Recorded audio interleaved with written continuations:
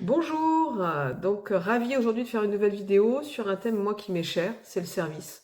Le service gratuit, le service que l'on rend sans aucune attente et qui est assez rare. Dans un monde qui est assez égocentré, le mot service perd beaucoup de sa valeur. On a même du mal d'ailleurs à trouver des gens qui sont OK pour rendre service déjà. Je trouve, et c'est le but de ces vidéos, c'est toujours de prendre du recul, de pouvoir faire un pas de côté, de se poser la question de comment nous, on se comporte. Est-ce qu'on est quelqu'un qui rend service facilement? Est-ce qu'on pourrait se dire oui, mais finalement, est-ce qu'il n'y a pas des choses cachées derrière? L'idée, c'est que pour moi, si chacun pouvait en effet se remettre en question, se poser les bonnes questions, prendre du recul et s'améliorer, si tout le monde faisait ça, le monde irait beaucoup mieux.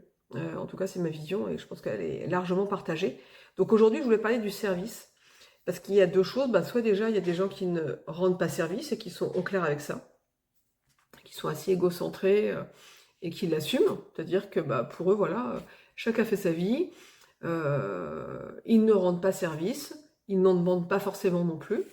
Voilà. Et moi, je me souviens d'une personne que je connaissais à l'époque où j'avais déménagé et qui m'avait dit, surtout si tu n'as rien à me demander, tu peux m'appeler. Bon, ça avait été clair, je trouve ça toujours un peu sidérant.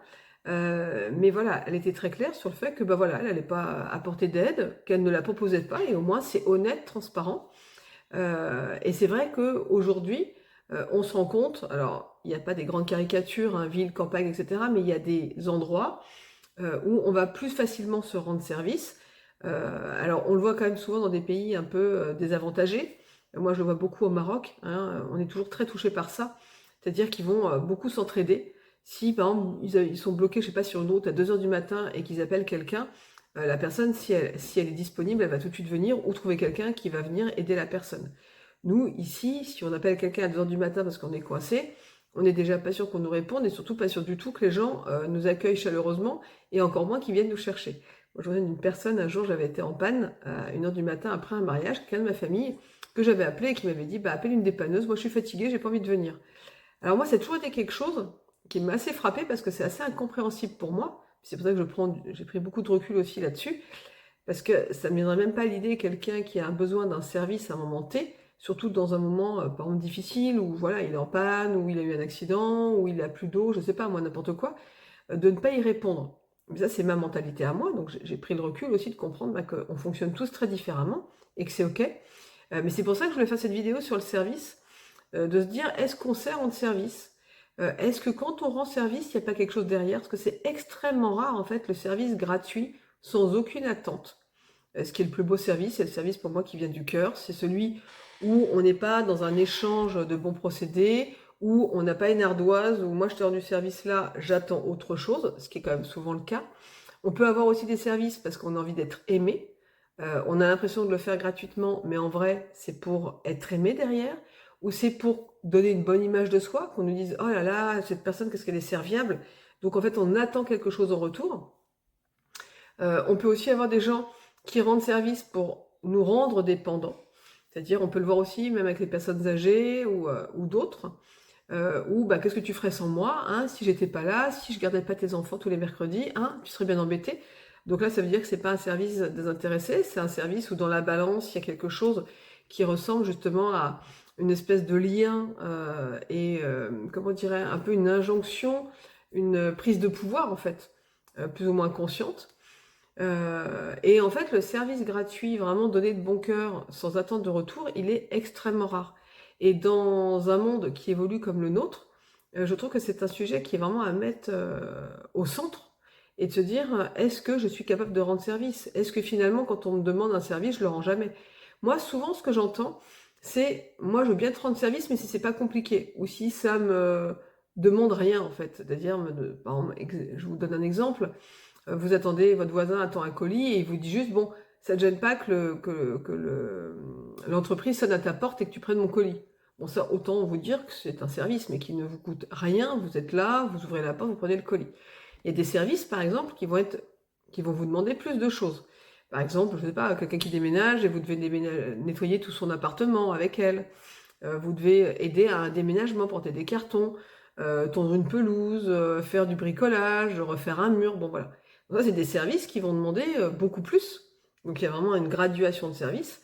Et souvent, on peut avoir des gens, ben voilà, dès qu'ils vont faire un service qui va leur demander quelque chose, c'est-à-dire de l'énergie, du temps, de la fatigue. Par exemple, vous gardez des enfants qui sont en bas âge et ils vous réveillent la nuit. Donc là, ça va vous demander de vous réveiller, ça va être voilà, plus impactant, on va dire, sur votre vie.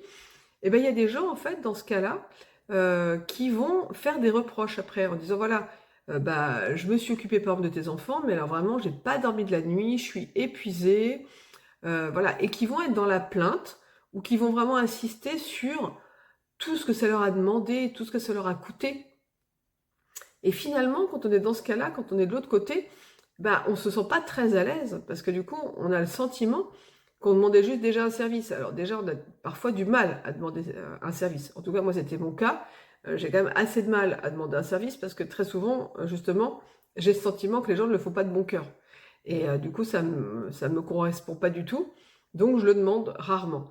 Maintenant, j'essaie vraiment de demander aux gens, et je le demande peu, mais qui sont capables de rendre ce service spontanément, ou sinon je demande de l'aide, mais en échange d'argent. Comme ça, c'est pas vraiment un service, c'est un échange de bons procédés. Mais souvent, en tout cas, ce que j'entends, c'est des gens qui vont rendre service, mais qui vont se mettre dans la plainte, bien nous faire sentir à quel point ça a été fatigant, désagréable. Et quand on est en face, bah, on se sent un peu démuni en se disant, bah, pour moi, c'est pas ça rendre service, puisque si les gens ne passent leur temps à se plaindre, et en fait, bah, ça voudrait dire qu'ils l'ont fait à contre-cœur, qu'ils se sont sentis soit obligés de le faire, mais en fait, il n'y a rien de pire qu'une fois le service rendu, de se plaindre ou de se permettre justement de faire plein de réflexions en disant à quel point ça a été désagréable en fait.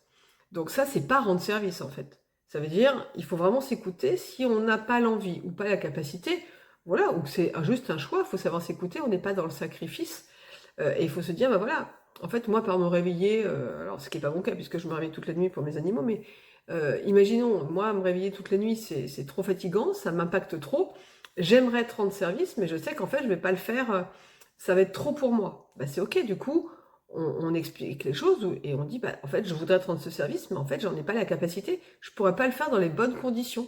En fait, je vais devenir désagréable ou je vais en fait finalement t'en vouloir parce que je me suis sentie obligée d'accepter. Et là, c'est pas ok. Et mais des deux côtés, ça sera pas agréable pour la personne à qui on a rendu le service et pas agréable pour la personne qui s'est sentie obligée de l'accepter.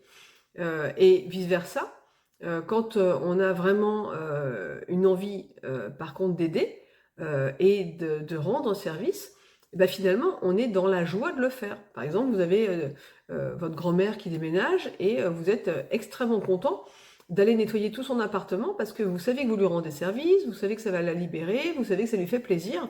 Donc, vous y mettez de bon cœur et ça ne vous coûte rien en fait. Parce qu'en fait, dans votre état d'esprit, dans votre démarche, vous le faites déjà avec ce zéro attente et la joie de rendre service. Euh, et donc, évidemment, ça change totalement la donne pour vous, parce qu'en énergie, vous n'êtes pas du tout pareil, et puis la donne pour celui qui reçoit, parce qu'il sent que vous le faites de bon cœur, que ça ne vous coûte rien, parce que vous êtes totalement aligné avec la proposition que vous avez faite, et vous l'avez acceptée totalement généreusement. Et du coup, l'intérêt, c'est de voir aujourd'hui que finalement, quand on se retrouve en difficulté, moi je le vois tout le temps dans mes coachings, hein, et puis par rapport aux gens que j'écoute, si par exemple vous avez des gens qui ont plein d'amis, tout se passe bien, ils sont très aimés, très entourés, et puis le jour où bah voilà, leur entreprise ferme par exemple, où ils peuvent avoir des difficultés financières, où tout d'un coup c'est la dégringolade dans leur vie, bah, souvent ils disent bah voilà, là on voit finalement les vrais amis ou la famille hein, qui est vraiment présente, et autant vous dire qu'il y a quand même peu de monde. Des gens qui sont capables, par exemple, de prêter de l'argent à des gens qui sont en grande difficulté, alors que c'est des gens très proches, il n'y en a quasiment pas, ou très peu.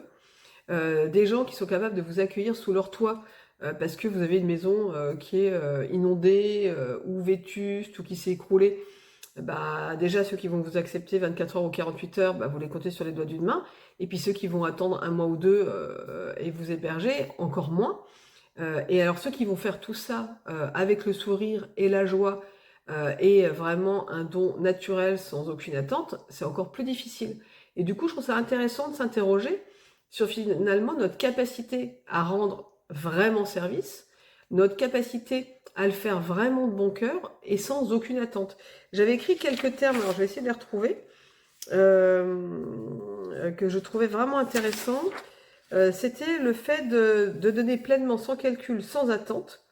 Et il y a un sujet, moi, qui me paraissait hyper important, c'est aussi les gens qui vont vous rendre service, mais qui ne vont pas arrêter de vous le faire remarquer. T'as vu, je t'ai rendu service, hein. T'as vu, là, ah là, j'étais sympa, je me suis libérée pour toi. Ah, t'as vu, là, j'ai pris du temps, hein. C'était pas facile, hein. Vraiment, je l'ai fait pour toi. Donc, en fait, derrière, il y a quelque chose comme un chantage affectif qui est absolument néfaste. Et ça, on le voit beaucoup d'ailleurs dans les amitiés ou en famille, où en réalité, en petit filigrane derrière, il y a quelque chose qui dit tu es redevable, ou je suis quelqu'un de bien, ou tu devrais dire oh merci beaucoup, tu es quelqu'un de formidable. Quoi. Et tout ça, c'est pas gratuit. Et en fait, c'est une espèce de stratégie en fait qui est inconsciente pour se rendre soit important, soit se rendre comment dire nécessaire. Mais derrière, c'est pas de l'amour pur, quoi. C'est pas, il y a une espèce de chantage et quelque chose qui est pas ok en vrai. Et ça, c'est intéressant vraiment de se poser la question, de se dire en quelle mesure déjà je rends service dans ma vie, dans quelle mesure je le fais dans les meilleures conditions, c'est-à-dire sans aucune attente, sans aucun besoin, juste dans la joie de rendre vraiment service, et à quel moment je sais aussi mettre mes limites et pas de me faire utiliser à rendre service. Par exemple, j'ai beaucoup de grands-parents qui peuvent pas garder les petits-enfants tout le temps, tout le temps, tout le temps. Il y en a, ils sont ravis, mais d'autres le font par obligation, parce qu'ils n'osent pas dire non, mais du coup, ils vont pas le faire avec le bon état d'esprit. Donc pour moi, voilà, j'avais envie de faire cette vidéo pour se dire, voilà, prenons du recul, soyons dans le cœur, ayons la capacité de rendre service gratuitement, sans aucune attente, sans pression, sans chantage affectif, sans le faire remarquer. En fait, le plus beau service, c'est celui qui est extrêmement discret, celui qui n'est même pas dit. Des gens qui vont faire des choses pour vous sans vous le faire remarquer, qui ne vont pas du tout se mettre en avant. Voilà. Et il y a aussi des choses merveilleuses, c'est que, au contrario, des fois, dans des situations très compliquées, c'est pas du tout les gens les plus proches qui vont être présents. On va se rendre compte que beaucoup vont se débiner, ne vont pas pouvoir, vont trouver plein d'excuses.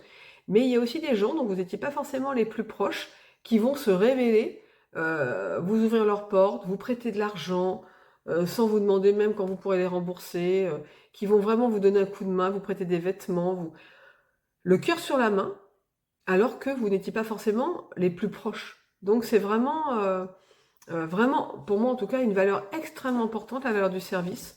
Et le service gratuit, généreux, plus on pourra le développer dans les années à venir, plus on pourra sortir aussi de ce monde un peu égocentré, et de se dire qu'un vrai service, c'est pas un service qui ne coûte rien, qui ne nous prend pas de temps, qui n'est pas fatigant. Le vrai service, c'est celui qu'on donne, et notre corps suit de toute façon, même si les tâches sont difficiles, parce qu'on le fait de bon cœur, et qu'il n'y a rien de pire que de rendre un service et de se plaindre après en faisant remarquer à quel point c'était compliqué, que c'était fatigant, que c'était désagréable, que si on avait su, on serait pas venu, qu'on l'aurait pas fait. En fait, ça gâche tout le service, et du coup, bah, après, bon, on ne demande plus aux gens, hein, parce que bah, forcément, on se rend compte qu'ils ne font pas de bon cœur. Voilà. Donc, c'était une petite vidéo là-dessus, sur ce thème-là, pour se dire, tiens, est-ce que vraiment je sais rendre service, et est-ce que vraiment, si je suis honnête, quand je rends service, dans quel état d'esprit je suis derrière? Voilà. Est-ce que j'ai la capacité aussi de dire un non simple, parce que tout simplement, je suis pas en capacité, parce que je vais peut-être pas cette générosité naturelle, et c'est OK. Voilà. Une petite réflexion. Merci beaucoup, et je vous donne rendez-vous pour la prochaine vidéo très vite.